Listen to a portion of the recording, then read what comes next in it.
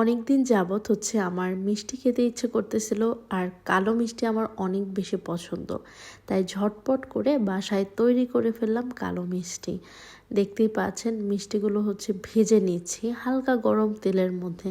মিষ্টি বানানো কিন্তু অনেক সহজ, আবার অনেক কঠিন। দেখা যায় যদি সব কিছু পরিমাণ মতো না হয় তাহলে কিন্তু মিষ্টি গরমেল হয়ে যায়, শক্ত হয়ে যায়, ভিতরে শিরা যায় না, আরও অনেক ধরনের সমস্যা হয়। তো মিষ্টির সাইজগুলো একটু বেশি বড় হয়ে গিয়েছে।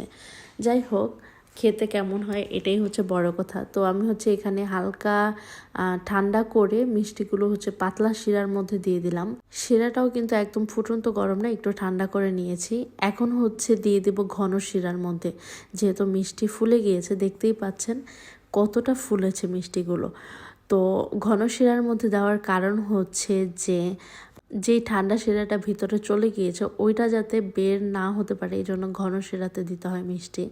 তো দেখতেই পাচ্ছেন মিষ্টিগুলো কত সুন্দর লাগছে। আর আপনাদের কেটে দেখায় ভিতরটা কতটা সফট হয়েছে, একদমই দোকানের মতো।